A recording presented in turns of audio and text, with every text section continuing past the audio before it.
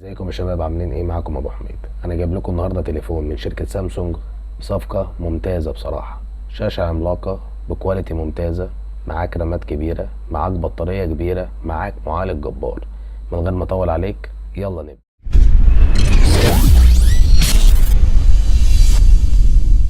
طبعا انت قاعد تقول التليفون اللي هو بيتكلم ده تليفون ايه؟ التليفون اللي معانا النهارده هو من الفئه الاقتصاديه من شركه سامسونج، وهو سامسونج اي 16 الفور جي. طبعا احنا اول حاجه نبتدي بيها وهي التصميم والخامات بتاعه التليفون. تصميم التليفون شكله شيك بصراحه، ولكن هو جاي من البلاستيك، وطبعا ده عشان الفئه الاقتصاديه اللي هو نازل في الفئه الاقتصاديه. فدي حاجه عاديه جدا وكويس، عشان الفئه دي بالذات ممكن بتكون مثلا بتقع كتير من الناس او حاجه زي كده، ما بقاش شايف الفئه الاقتصاديه ان هو مثلا هيعامله معامله كويسه. يعني هو اكيد هيقع منك، هيحصل فيه اي حاجه، فالبلاستيك هو احسن حل ان هو يقدر يستحمل في الوقت ده.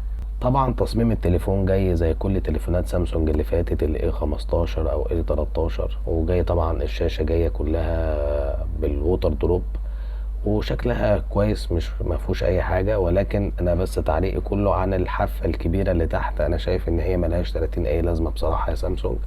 يعني لو حاولت تقللها كان احسن بكتير. طبعا التصميم التليفون هو متكرر، ولكن هو تصميم ممتاز ما فيهوش اي مشكله، وبيحسسك انك انت ماسك تليفون غالي. وزن التليفون هنا جاي معانا 200 جرام، وطبعا وزن التليفون هنا مش تقيل نسبيا، وكويس، ومسكته هتكون مريحه في الايد. وطبعا التليفون هنا بيجي معانا بيركب شريحتين او شريحه وكارت ميموري، والشريحتين هيكونوا 4G. يعني التليفون بيدعم ال 4G، ما بيدعمش ال 5G، عشان تبقى عارف النقطه دي مهمه جدا. وطبعا زي ما انا قلت لكم في التصميم ان الشاشه جايه طبعا بالوتر دروب، وجايه بالحافه السفليه الكبيره. للاسف ان انا مش فاهمها لغايه دلوقتي في سنة 2024، انا مش عارف، وكمان احنا داخلين على 2025. الشاشة طبعا هنا بتيجي معانا سوبر اموليد. طبعا انتوا عارفين شاشات سامسونج لا غبار عليها، وبتبقى اقوى شاشات موجودة في السوق دايما، وما فيهاش اي مشاكل ولا فيها اي حاجة. بالعكس، انت بتاخد اقوى شاشة موجودة في السوق، واقوى شاشة موجودة في الفئة بتاعتك. الشاشة دي بتيجي معانا بقياس 6.7 انش، ودي شاشة عملاقة جدا على فكرة، وهتدي لك تقريبا كل الحاجات اللي انت ممكن تحتاجها منها يعني. ودقة الشاشة هنا بتيجي 2340 في 1080 بكسل، وطبعا جودة الشاشة هنا فول اتش دي بلس، ودي حاجة ممتازة انك انت واخد تليفون اقتصادي بشاشة تقريبا بمواصفات فلاج شيب، ما فيهاش اي مشكلة، سوبر اموليد، وبتدي لك يعني الوان مشبعة، وحاجة ممتازة بصراحة. انت طبعا هتشوف كل حاجة دلوقتي، والشاشة بصراحة شاشة محترمة. والشاشة هنا بتيجي معانا مع كثافة بكسلات 385 بكسل لكل بوصة. وهنا الشاشه بتيجي 90 هرتز، و 90 هرتز ممتاز جدا في الفئه الاقتصاديه انك انت تشوفها، عشان كمان ما تبقاش اعلى من ال 90 هرتز، عشان ما تبقاش موفره للطاقه معاك. يعني طبعا السوبر اموليد بتاكل البطاريه، فانت حاول على قد ما تقدر انك انت تظبط الموضوع ده، عشان ما تتخنقش ان التليفون مش هيكمل معاك اليوم. وطبعا النقطه اللي بيسالنا فيها الشباب على طول وهي المعالج، عشان انا يا ابو حميد عايز تليفون يكون سموز معايا كده وانا بلعب الالعاب، ما بقاش فيها اي لاج او اي فريمات بتقع. انا عايز اطمنك واقول لك ان المعالج هنا قوي شويه، وهو ميديا تك هيليو جي 99، وده ممتاز جدا بصراحه. ويجي بدقه تصنيع 6 نانومتر مع معالج رسومي مالي جي 57. وطبعا اداء الجهاز كويس جدا بصراحه. ولكن ارجع تاني واقول لك ظبط حوار السوبر اموليد، قلل الجوده بتاعتها شويه، عشان تعرف البطاريه تقعد معاك، انك انت مع الالعاب والضغط الشديد التليفون مش هيكمل معاك اليوم خالص. وطبعا السامسونج اي 16 بيجي معانا هنا بذاكره 128 جيجا ذاكره داخليه، او مع 4 جيجا رام، او مع 6 جيجا رام.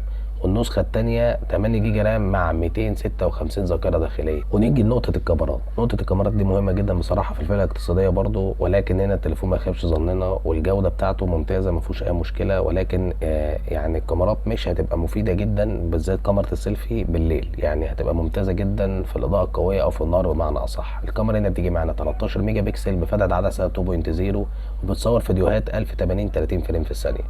ودي يعني كاميرا متوسطة الأداء، طبعا مش هطلب منها أكتر من كده في الفئة الاقتصادية.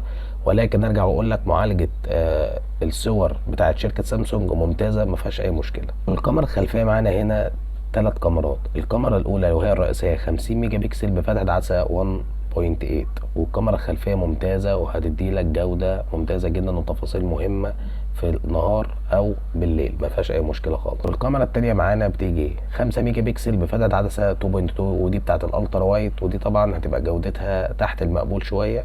ولكن ارجع واقول لك تاني، احنا بنتكلم عن تليفون اقتصادي، وبصراحه لغايه دلوقتي انا مش شايف ان التليفون فيه اي تضحيات على حسب سعره.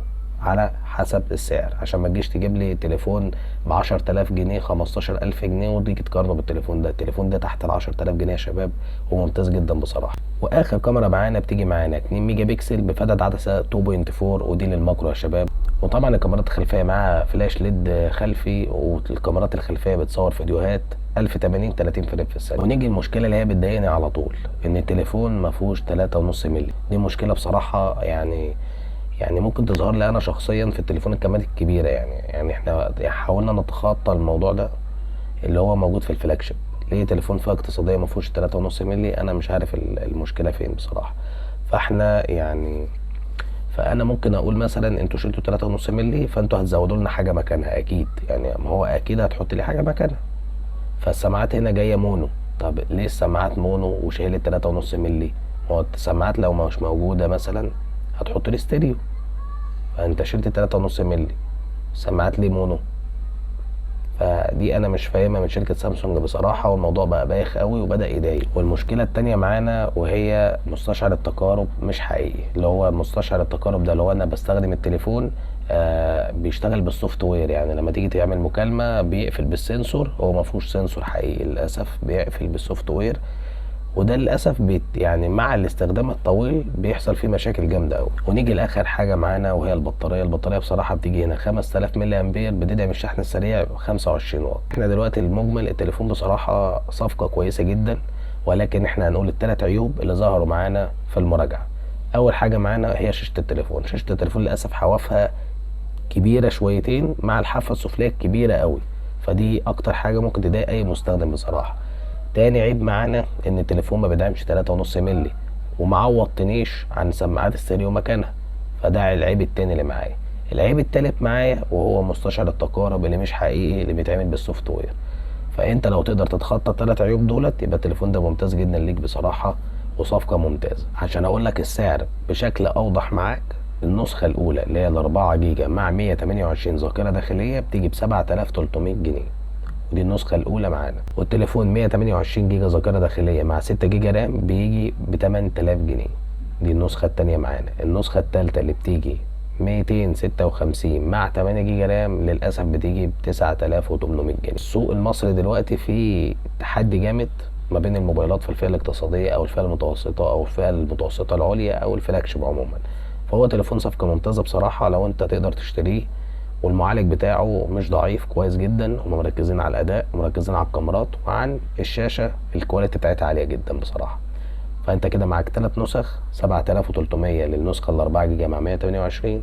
النسخه الثانيه اللي هي 6 جيجا رام مع 128 دي بتيجي معاك ب 8000 جنيه. والنسخه الاخيره اللي هي 8 جيجا رام مع 256 بتيجي 9800 جنيه مصري. فانا اتمنى تكون المراجعه عجبتك. ما تنساش تعمل لايك وسبسكرايب وتفعل زر الجرس عشان يوصل لك كل جديد. كان معاك ابو حميد، سلام.